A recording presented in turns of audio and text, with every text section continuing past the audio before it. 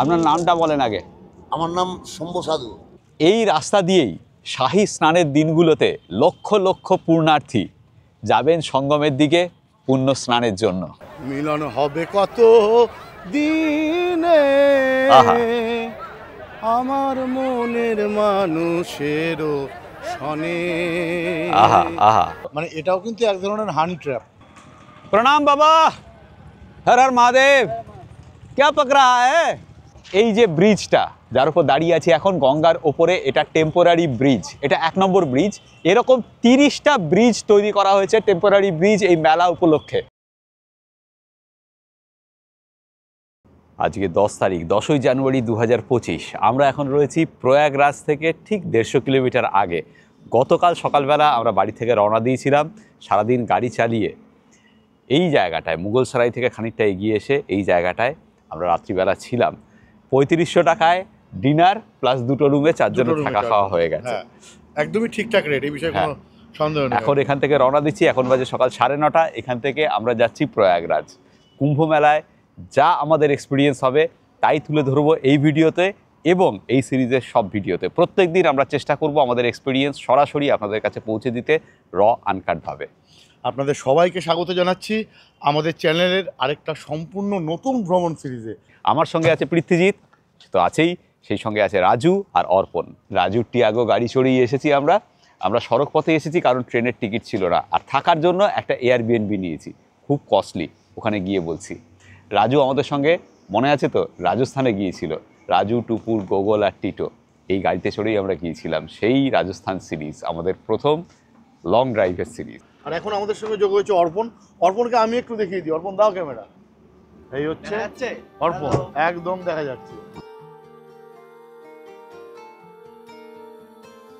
ঠান্ডা সকালে ছিল 11 ডিগ্রি সেন্টিগ্রেড আর ওয়েদার ক্লিন, রাস্তায় কোনো কুয়াশা নেই।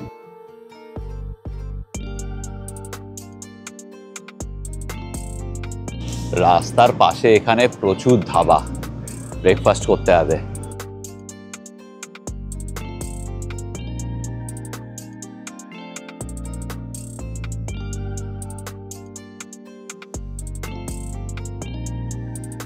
এখন বাজে 12:31 গাড়ির ঘড়িতে। আমরা প্রায় ঢুকে গেছি প্রয়াগরাজে। এই জায়গাটা গঙ্গার এপারে, এই জায়গাটার নাম হচ্ছে ঝুনসি, আর গঙ্গাটা পেরোলেই ওপারে প্রয়াগরাজ। কুম্ভ মেলার গ্রাউন্ডের ফার্স্ট লুক দেখুন। আমরা এখনো গঙ্গা পেরোইনি, গঙ্গার এপারে ঝুনসির দিকে ব্রিজ দিয়ে হাঁটছি, গাড়ি নিয়ে এগিয়ে গেছে ওরা।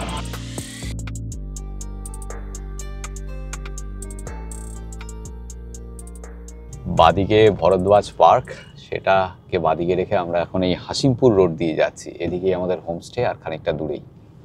রাস্তায় গাড়ির চাপ রয়েছে, প্রচুর গাড়ি। এই গলিতেই আমাদের হোমস্টে, এখানেই গাড়ি পার্ক করতে হবে। এখন ঘড়িতে 2:54। আমরা এয়ারবিএনবি থেকে বেরিয়ে প্রথমে যাচ্ছি সঙ্গমে, তারপর সেখান থেকে মেলা চত্বরে।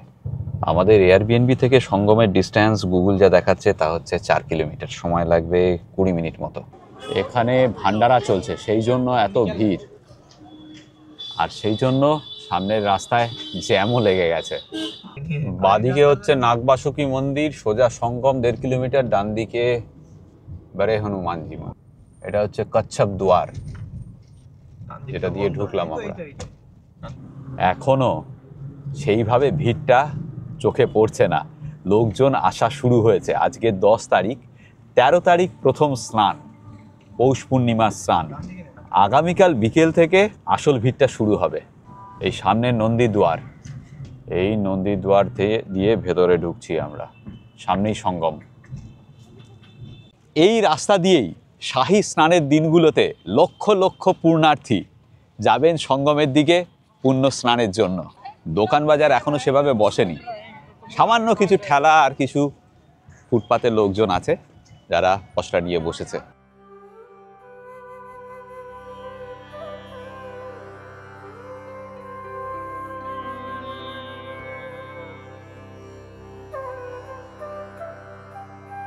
कहाँ से? कानपुर कानपुर। फिर पुण्य स्नान के लिए? हाँ। ठीक है, तो बहुत भीड़ लगने वाला है। भूलेंगे आज ये। और आप कैसे हो? बढ़िया। बढ़िया है, बढ़िया है। आप कहाँ से आए हो? मैं बेঙ্গল से, কলকাতা। লোকে এই রাস্তা দিয়ে পুণ্য স্নানের জন্য যায় সঙ্গমের দিকে, আমরাও যাচ্ছিলাম, কিন্তু ব্রেকফাস্টের পর আর কিচ্ছু খাওয়া হয়নি। বিশ্বাস করুন, পেটের মধ্যে সাংঘাতিক খিদে। হ্যাঁ, এবং মহাপ্রাণীকে অভুক্ত রাখা মোটেই ভালো কাজ না। না না, সেই জন্য হ্যাঁ, ব্রেড পকোড়া একদম। দেখেই দাঁড়িয়ে গেলাম। রাস্তার পাশেই দোকান। कितना करके है आपका ये? 10 रुपया का एक। বাবা, চাটনি দিয়ে 10 টাকা একটা। খিদে পেটে কিন্তু হুম। খাসা লাগতে হয়। খাসা লাগছে।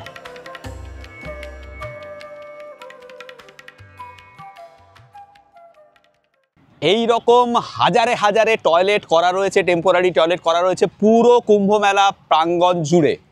ভেতরটা কিরকম আমি দেখিনি এখনো, দেখা যাক।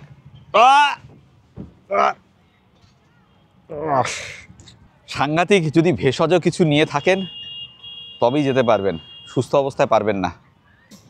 এই পৃথ্বী, পল্লবীর ভেষজ আছে নাকি? হ্যাঁ, হ্যাঁ, হ্যাঁ। ওই বানা চটপট যা দেখে এলাম না, উরে বাবা বাবা, খেতে পারবো না এখন আমি। এই তো এই যা দেখলাম ভাই, প্রত্যেকটা টয়লেটের অবস্থা তা সাংঘাতিক। গেলি কেন? আমি তো এই কারণে টয়লেটে ত্রিসীমানায় যাই না। এই বাদিকেই সঙ্গম, আর ডান দিকে স্নানের পর চেঞ্জিং রুমও করা রয়েছে এখানে অনেকগুলো, প্রচুর পরিমাণে। ले लीजिए। हेलो, कितना करके है तुम्हारा? 10 का है, ठीक है, दे दो। নানা ভাষা, নানা মত, নানা পরিধান, বিবিধের মাঝে দেখো মিলন মহান। আমরা আছি মহামিলন প্রাঙ্গণে, তীর্থরাজ প্রয়াগের সঙ্গমের ঠিক পাশেই মহাকুম্ভ প্রাঙ্গণে দাঁড়িয়ে রয়েছি আমি এখন।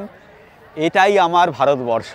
এই যে মিলন, এই মিলনের মানে কি জানেন? মিলন মানেই মেলা আমরা জানি, কিন্তু এই যে মহামিলন, এর মানেটা কি?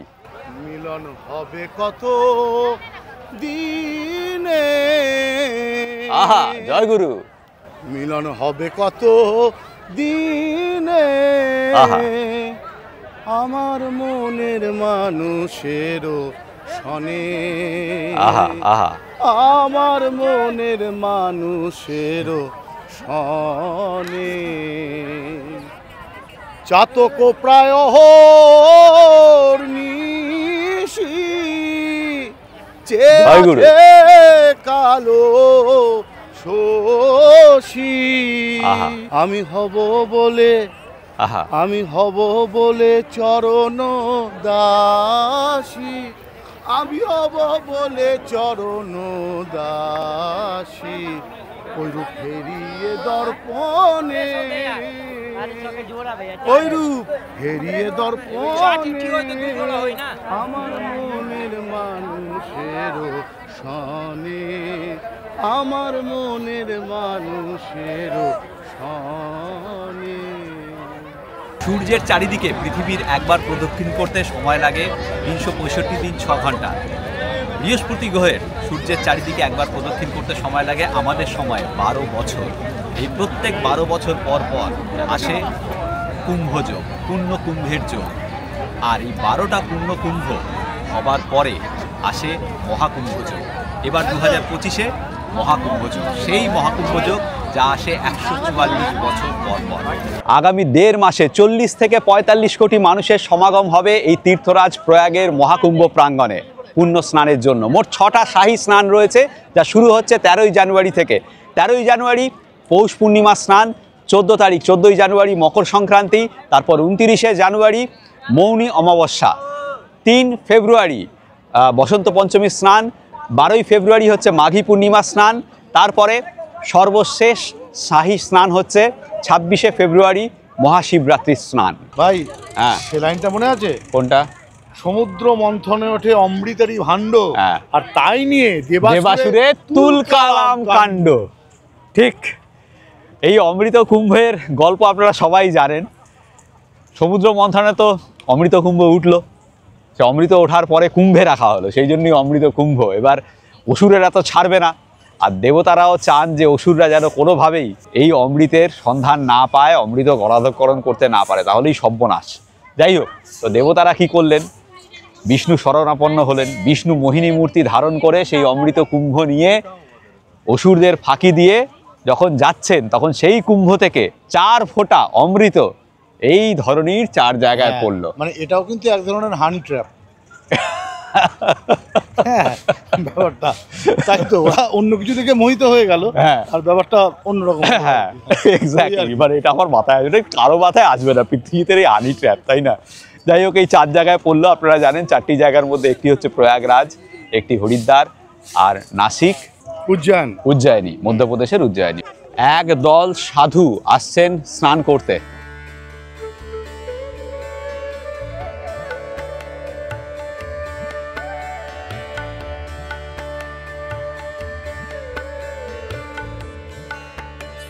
এই দিকটা হচ্ছে যমুনা, যেদিকে সানসেট হচ্ছে, এই দিকে গঙ্গা মিলেছে এইখানটায়। এখন ওই সঙ্গমের দিকেই যাচ্ছি। স্নানের জন্য এভাবে ঘিরে দেওয়া হয়েছে, বিভিন্ন জায়গায় এরকম ঘেরা রয়েছে,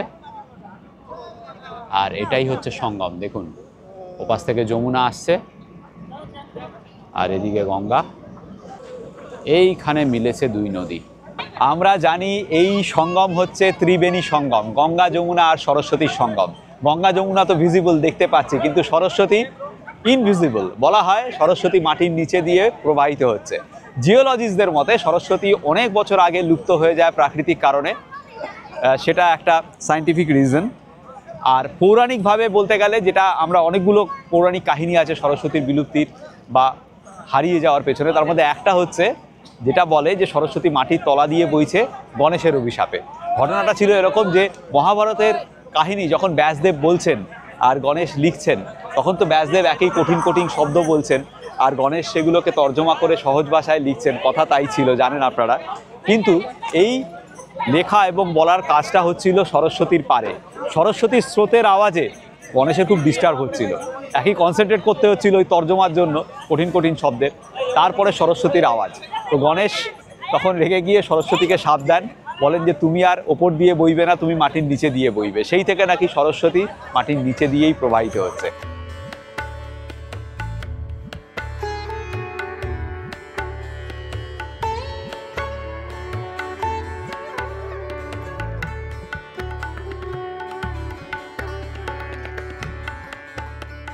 এই দেখুন, এখানে নোংরা পরিষ্কার করারও ব্যবস্থা রয়েছে ইনস্ট্যান্টলি।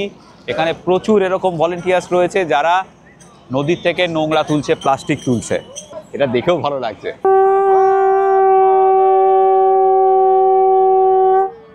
আপনার নামটা বলেন আগে। আমার নাম শম্ভু সাধু। শম্ভু সাধু। পূর্বাশ্রম কোথায় ছিল বাবা? পূর্বাশ্রম বাংলাদেশ ছিল। বাংলাদেশ কোথায়? বাংলাদেশ ঢাকা। ও, তারপর এসছেন কবে? ওইটা বাবা 1968 সালের আগে আসছি আমরা। আচ্ছা, তা এখন কোথায় আপনার ঠেক কোথায়? এখন বাবা জলপাইগুড়ি ডিস্ট্রিক্ট। জলপাইগুড়ি। এসছেন কবে? আজকে আসছি বাবা, আজকে এসে নামলাম। আর থাকছেন কোথায় এখানে? এখানে বাবা এই তো এইখানে গঙ্গা মায়ের এইখানে থাকতেছি। আচ্ছা, তাঁবুতে? মায়ের বুকে থাকতেছি। মায়ের বুকেই থাকছেন? মায়ের বুকে বাবা থাকতেছি। খাওয়া দাওয়া সব এখানেই? খাওয়া দাওয়া বাবা এখানে বাবা, যদি ভক্তরা যদি দেয় খাই, আচ্ছা। না দেয় বাবা না খেয়ে থাকি। আচ্ছা, আর হ্যাঁ। শোয়া? শোয়া এখানে বাবা, গঙ্গা মায়ের বুকে শুয়ে থাকবো। তাই? এইখানেই? এখানেই এই ঠান্ডার মধ্যে এখানেই? হ্যাঁ, মশারি লেপ আছে। কম্বল আছে তো? হ্যাঁ, মশারি আছে, কিছু কিছু আছে বাবা, এই দিনে থাকবো বাবা আর কি। জলপাইগুড়ি কোথার থেকে আসছেন? জলপাইগুড়ি কোথায়? জলপাইগুড়ি মালবাজার থানা হলো মালবাজার। ও আচ্ছা, আমি কালাবাবার আশ্রমে থাকি ওইখানে? হ্যাঁ। ঠিক ঠিক, আমরা আসছি কলকাতা থেকে। বাহ। খুব ভালো লাগলো। ঠিক, ভালো থাকবেন। জয় মাতারা, জয় মাতারা, জয় মাতারা, জয় মাতারা। আপনি এই যে পিঠে যে পাটা তুলে দিলেন, এটা কি আসন বলে? এটা বাবা যোগাসন বলো। যোগাসন? হ্যাঁ, যোগাসন। আচ্ছা ঠিক আছে, আপনি এরকম আরো যোগাসন করতে পারেন হ্যাঁ, নাকি? আরো আছে বাবা, আমি 2 পায়ে উঠাই দিতে পারি আমি। আচ্ছা আচ্ছা ঠিক।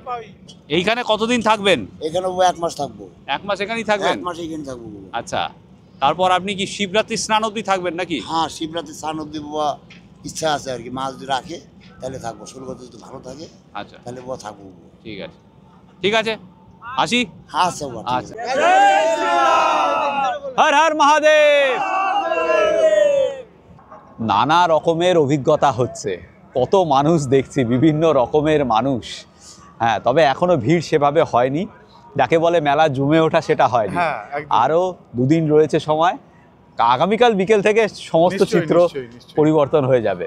যাই হোক, দেখতে থাকুন, আমরা কিন্তু কন্টিনিউয়াসলি এইরকম আনকাট ভিডিও কুম্ভ মেলার আপনাদের সামনে তুলে তুলে ধরবো। ধরবো আর কি। ঠিক আর আছে। তুই যে মানুষের কথা বললি, মানুষ দেখতেই তো আসা। হ্যাঁ। মানে মানুষের মতো ঠিক। বিচিত্র প্রাণী, এত রং বেরং আর কটা আছে? আর নেই। হ্যাঁ, সেটাই। ঠিক আছে, তবে একটা কথা বলতো, কি? এই 40 থেকে 45 কোটি লোক স্নান করতে আসছে, কারা স্নান করছে পুণ্যের আশায়?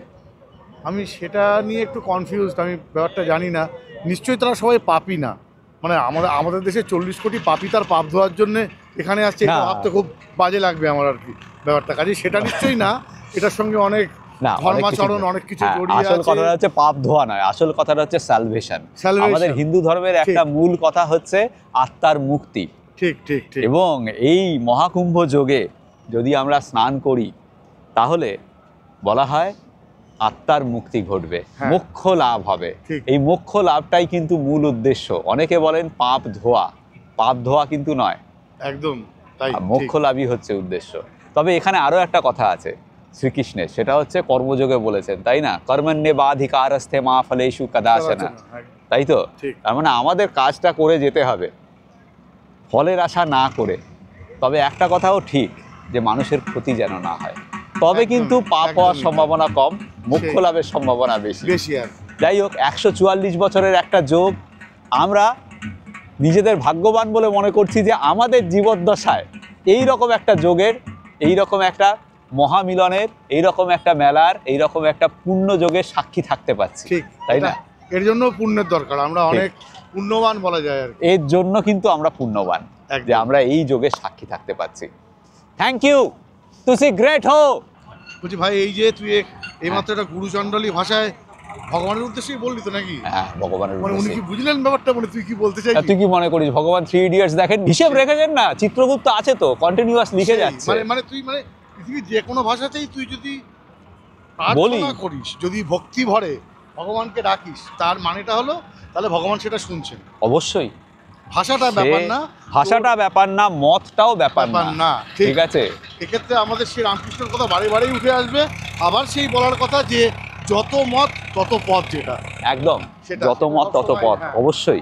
কিন্তু ভাব, এই রামকৃষ্ণদেব, হ্যাঁ সত্যি মানে- কত কঠিন একটা কথা, কত সহজ ভাবে। অবশ্যই, মানে উনি, মানে আমার কাছে তো শুধু একজন ধর্মীয় সাধক, মানে শুধু এই মানে পরিচয়- খালি ভক্ত নয়, না না, আমি ওনাকে শুধু তার এই থেকে লার্জার দেন larger than এত বড় ফিলোসফার বোধহয় একদম নেই, মানে আমি ওই তো- যুগে একদম। এবং আজকের যুগেও। আজকের যুগে সত্যি মানে এত কঠিন কথাকে এত এত সহজভাবে সহজভাবে বলা, এটাই তো একটা মানে অন্তরের কি ধরনের শিক্ষা থাকলে তারপরে এই ধরনের চেতনা, এই ধরনের বোধ মনের মধ্যে থাকে, ঠিক। তারপর সেটা মুখ দিয়ে বেরোয় আর কি। ঠিক। আমরা বোধহয় এখনো ওনাদের মতো মহাপুরুষদের পুরোপুরি ভারতবর্ষের লোকরা বুঝে উঠতে উঠতে পারেনি। পারেনি আর কি। একদম আরো বুঝে উঠতে সময় পারেনি। লাগবে হয়তো মানে বুঝতে। বুঝে ওটা চেষ্টা করিনি, বরঞ্চ ভগবান জ্ঞানে পুজো নমস্কার হ্যাঁ, করে সেই। 4টে ফুল দিয়ে হ্যাঁ। ক্ষান্ত থাকি, কিন্তু ওনাদের যে কথাগুলো সেগুলো আত্মোপলব্ধি করে নিজের জীবনে কাজে লাগানো, সেটা কি করি? না, একদমই করি না সেটা, সেটা সেটাই করি না। দুর্ভাগ্য সত্যি। সেটাই দুর্ভাগ্য। And we run a YouTube channel in Bengali, হ্যাঁ, and we travel around the world. And I just wanted to know why you came here. What brings you here? Well, my metaphysics will tell me. Ah, I will not know until the end. yeah. So you're in search, Yeah. in search of truth.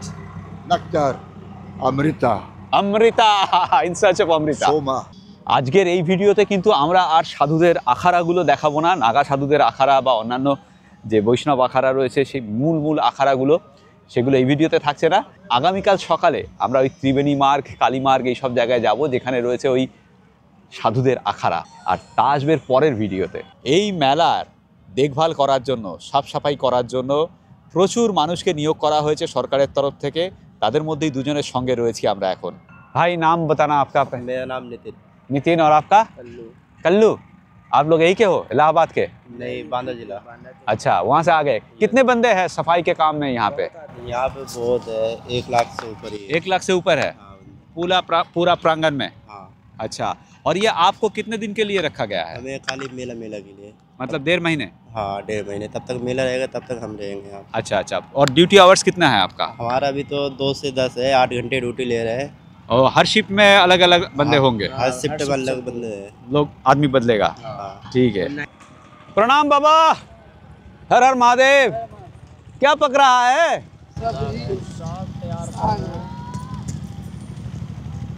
रात क्या यहीं पे गुजारेंगे? पता नहीं प्रभु कहाँ गुजरेगी रात, कहाँ गुजरेगी दिन, कुछ पता नहीं है।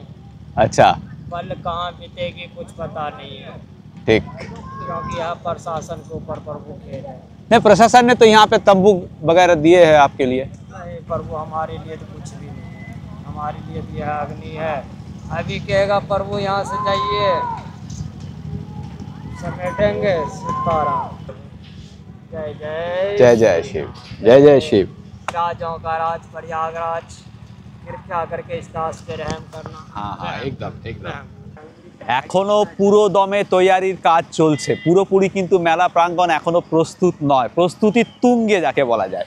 এখানে দেখুন ঝালাইয়ের কাজ চলছে, এদিকে প্রচুর ক্রেন রয়েছে যারা মাটি ফেলছে, সাজো সাজো রথ চারিদিকে। এই যে ব্রিজটা যার উপর দাঁড়িয়ে আছি এখন গঙ্গার ওপরে, এটা টেম্পোরারি ব্রিজ, এটা 1 নম্বর ব্রিজ। এরকম 30টা ব্রিজ তৈরি করা হয়েছে টেম্পোরারি ব্রিজ এই মেলা উপলক্ষে। মেলার পরে কিন্তু এই ব্রিজগুলোকে সব সরিয়ে ফেলা হবে। শুধু ব্রিজ না, চারিদিকে অসংখ্য টেম্পোরারি ঘাট তৈরি করা হয়েছে যাতে মানুষজন স্নান করতে পারেন। ত্রিবেণী সঙ্গমে মূলত সাধুরাই স্নান করবেন, ওখানে সাধুদেরই ভিড় থাকবে, সাধারণ মানুষ ওখানে বোধহয় সেভাবে স্নান করার সুযোগ পাবেন না। সাধারণ মানুষদের জন্য চারিদিকে অসংখ্য ঘাট প্রশাসনের তরফে তৈরি করা হয়েছে। আর ব্রিজ দিয়ে ওপাশে গঙ্গার ওপাশে গেলেই হচ্ছে আখাড়াগুলো, নাগা সাধুদের আখাড়া, বৈষ্ণব সাধুদের আখাড়া, সব কিছু ওপাশে, মানে ত্রিবেণী মার্গ, কালী মার্গ সব ওপাশে। যেখানে আমরা যাব আগামীকাল আপনাদেরকে এর পরের পর্বে আপনারা দেখবেন ওই সাধুদের আখাড়াগুলো এর পরের ভিডিওতে আসবে। আগামীকাল যাব এবং আপনাদের সামনে তুলে ধরবো। কেমন লাগলো আমাদের আজকের ভিডিও? তীর্থরাজ প্রয়াগের মহাকুম্ভ প্রাঙ্গণ থেকে আপনাদের সামনে তুলে ধরলাম আমাদের আজকের অভিজ্ঞতা, আর আগামীকালের অভিজ্ঞতা আসবে এর পরের পর্বে। প্রীতিজিৎ, আর যেটা আমি সব সময় বলি, সবাই ভালো থাকবেন, ভীষণ আনন্দে থাকবেন, আর সঙ্গে অবশ্যই রাখবেন আমাদের চ্যানেল এক্সপ্লোরার শিবাজি। পিকচার আবি বাকি হয় তো, আরও অনেক কিছু দেখানো বাকি আছে, সঙ্গে থাকুন। ঠিক, আগামীকাল আবার ফিরে আসছি আগামীকালের অভিজ্ঞতা নিয়ে। আমি শিবাজি আর আমি পৃথ্বীজিৎ, আর আপনারা দেখছেন আমাদের চ্যানেল এক্সপ্লোরার শিবাজি। আমরা বিভিন্ন জায়গায় ঘুরে বেড়াচ্ছি আর তার ভিডিও করে এই চ্যানেলে দিচ্ছি। যদি ভিডিওগুলো ভালো লাগে তাহলে অবশ্যই লাইক, শেয়ার এবং সাবস্ক্রাইব করবেন। সাবস্ক্রাইব করার সময় বেল আইকনটা অবশ্যই ক্লিক করবেন, তাতে আমরা যখনই একটা ভিডিও দেবো তার ইনস্ট্যান্ট নোটিফিকেশন আপনাদের কাছে পৌঁছে যাবে।